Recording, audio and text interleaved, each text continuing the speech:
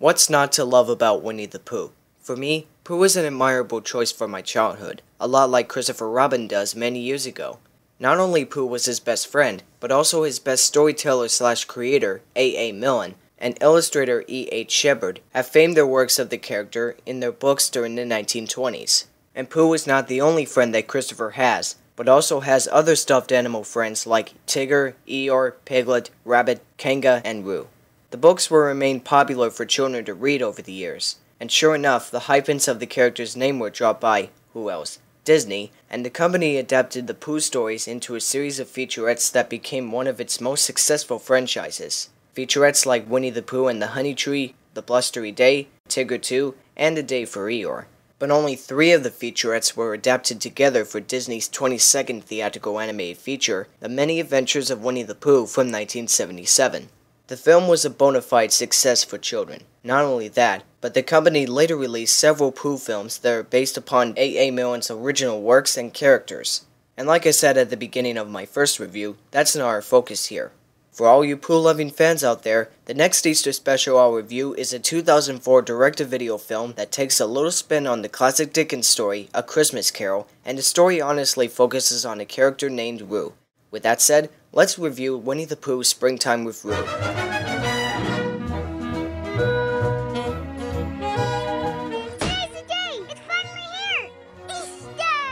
An overexcited Roo, along with Pooh, Piglet, Tigger, and Eeyore, pay their friend Rabbit a visit to celebrate Easter. But instead of finding an Easter party, they find a spring cleaning day celebration led by Rabbit, who makes up the holiday to replace Easter. Because in Rabbit's past, he was once an Easter bunny and wanted everything on Easter to be perfect, until his friends went out of control and ruined his preparations. Back in the present, while the gang clean up Rabbit's house, Roo finds all their Easter eggs and decorations stored away in Rabbit's closet and throws a surprise Easter party for Rabbit. But he enraged at them for not doing his spring cleaning day and sends them out of his house. Roo is disappointed that Rabbit refused to celebrate Easter and has no interest in an Easter egg hunt.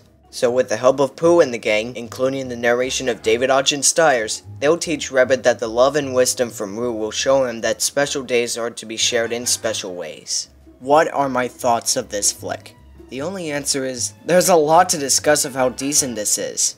Like any other Easter special, this one is admittedly part of my timeless childhood favorites, and it's practically the second time an adaptation of the original Dickens story is focused on Easter and not Christmas. The first adaptation I reviewed last time, An Easter Carol, the premise is where Ebenezer Nezer believes from his dead grandma's final words that as long as he makes Easter eggs every day, she'll live forever even in the dead. It had some legitimate spin on the classic Dickens story, but under its vegetable style.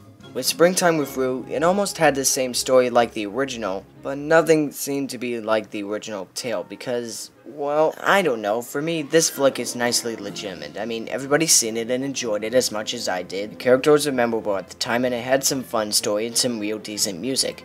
Though it is a legitimately funny film, it may have 1 or 2 flaws that will come by for some reason. First flaw, 3 of the characters, Al, Gopher, and even Christopher Robin didn't get their appearing roles in the film. I kind of feel bad that they didn't appear due to that enough screening time. Well, that's bogus. Another flaw is that the story's climax revolve in a direct homage to A Christmas Carol, with the narrator speaking to Rabbit about his poor behavior and showing them his dark future in which he lives alone. How am I supposed to think how dark that was, aside from Pooh's grand adventure? But what I find is funny is the similarity of the name Dickens is noted by Tigger when he asks Rabbit at the end of the film. I mean, take a listen. What the Dickens? And I do mean Dickens is going on here. I'm aware that the Dickens homages seem to find it funny after Tigger breaks the 4th wall. That I give a little kick out of it mostly. Also, like the original, Tigger takes on the role as the Ghost of Christmas Past, and the narrator takes the roles of Ghost of Christmas Present and Yet to Come / Future. How do I think this film would that be similar to the original? Well, mine has one. The song Easter Day With You is heard throughout the film in not only 1 phase, but 3 phases. The first phase is sung while Tigger and the gang decorate Rabbit's house for a surprise Easter party. Second is the reprise sung by Roo during the present night. And yes, this phase gets me teary-eyed every time I listen to it. Need I say more?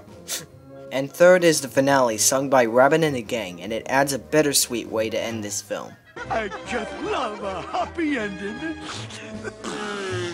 I can agree with you, Tigger. In the end, either if I'm a Winnie the Pooh fan or a Dickens fan, it's a fun little movie with a memorable cast, nicely legitimate story and songs, and a good little homage to the classic Dickens tale as being the second time to be an adaptation of the original story. Before I close, I'd like to request Nicotoons Productions on YouTube, who's been a fan of Pooh ever since he loved Pooh's Grand Adventure. If you're watching this, Nicotoons, I recommend to enjoy this film throughout the holiday. See it, you'll be glad you did. I give it a 6.5 out of 10. BBS!